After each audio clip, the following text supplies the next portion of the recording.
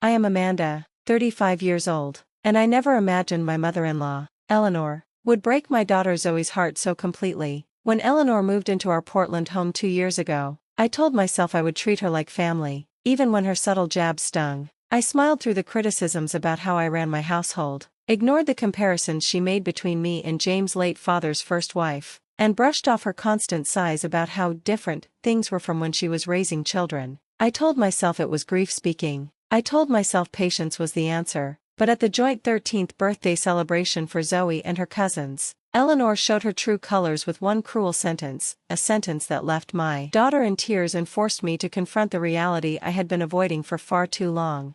Before I continue this story, let me know where you are watching from in the comments, and hit that subscribe button if you want to hear more about standing up for your family.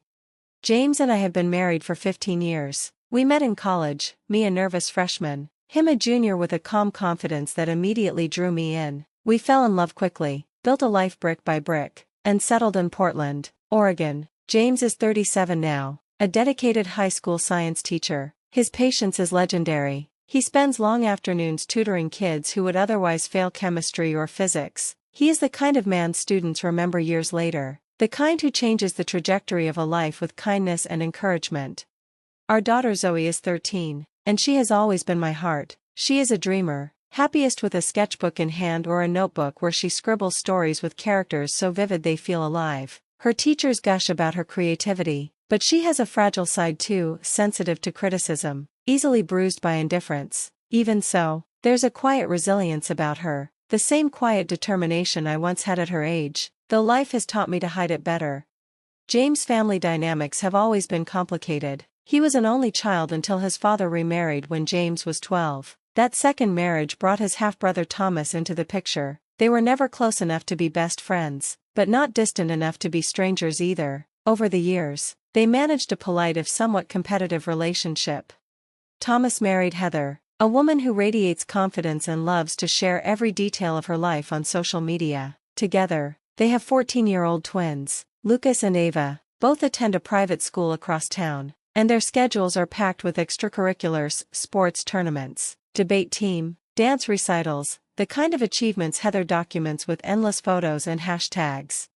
Then there's Eleanor, my mother-in-law. 3 years ago, she lost her husband suddenly to a heart attack. With the weight of medical bills pressing down, she sold her house and came to James with a plea. She had nowhere else to go. James, ever the dutiful son, didn't hesitate. "Of course you can stay with us," he said. I hesitated. I thought about the strain it might put on our marriage, on Zoe, on the rhythm of our home, but family helps family, doesn't it? I swallowed my reservations and welcomed her in.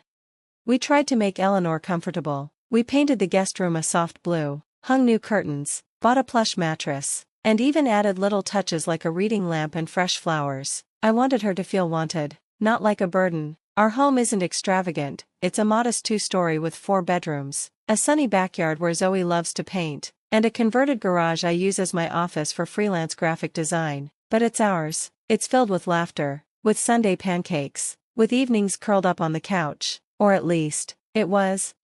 The cracks began to show within months of Eleanor's arrival, subtle, at first. At Sunday dinners when Thomas brought the twins, Eleanor would miraculously remember to bake Lucas' favorite pie or bring Ava a little trinket she happened to find, while Zoe sat politely, hands folded, waiting for her turn that never came. Eleanor asked endless questions about the twins' lives, their teachers, their friends, their sports, but when Zoe tried to share her excitement about an art show or writing competition, Eleanor would wave it off with a distracted, "Oh, that's nice, dear," before turning back to fawn over Lucas' basketball stats or Ava's dance trophies.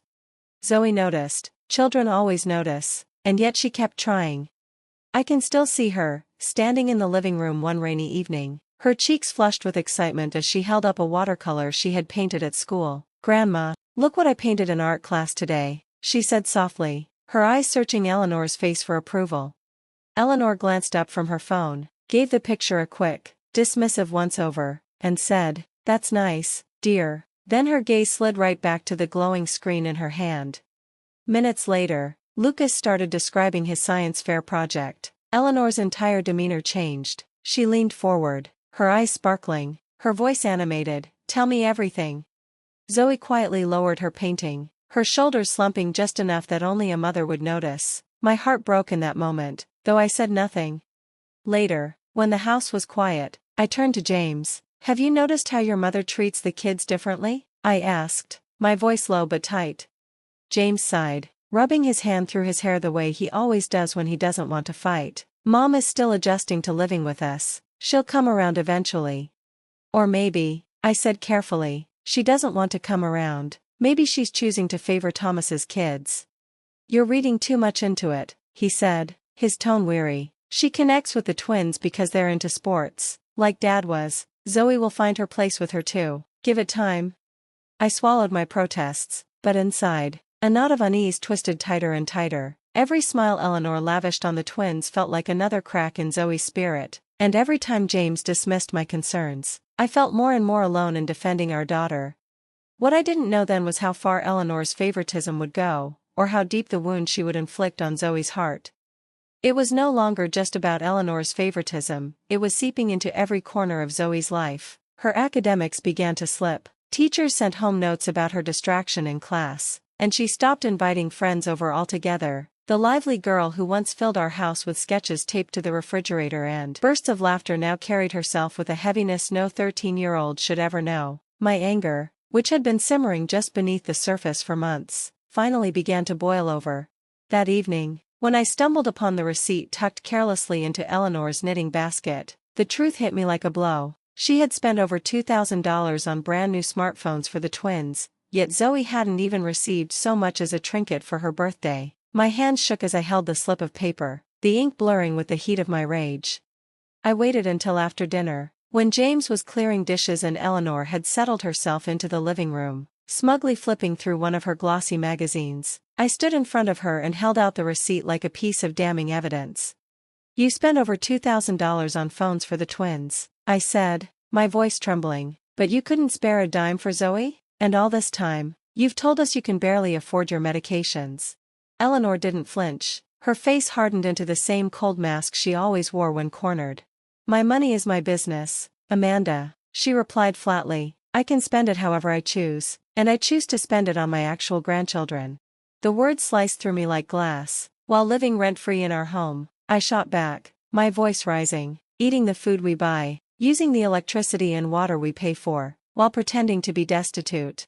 Her chin tilted upward, defiant. "James invited me here. If you have a problem with that arrangement, perhaps you should take it up with your husband, not me."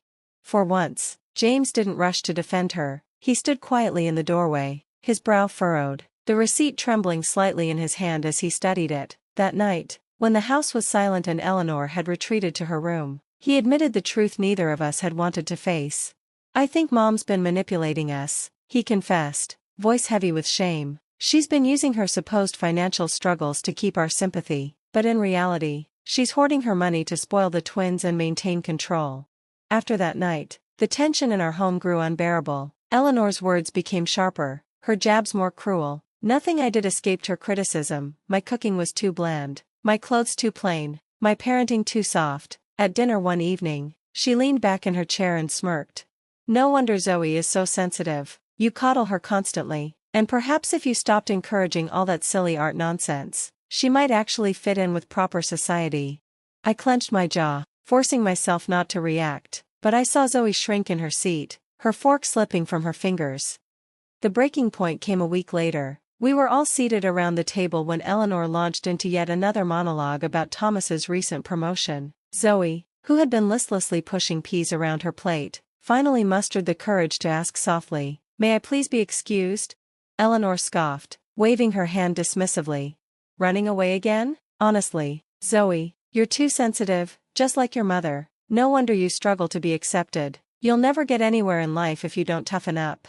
Zoe's eyes brimmed with tears before she bolted from the table, her chair scraping loudly against the floor. For a moment, silence stretched across the dining room, thick and suffocating. Then James slammed his napkin onto the table and stood. "That is enough, Mum," he snapped, his voice sharper than I'd ever heard it. "You've gone too far."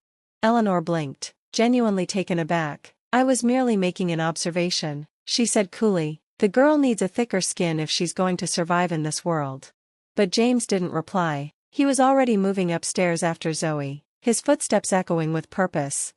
I stayed behind, staring across the table at the woman who had single-handedly drained the joy from my daughter's heart and driven cracks into our family. For the first time in a long while, I felt no fear, no hesitation, only clarity.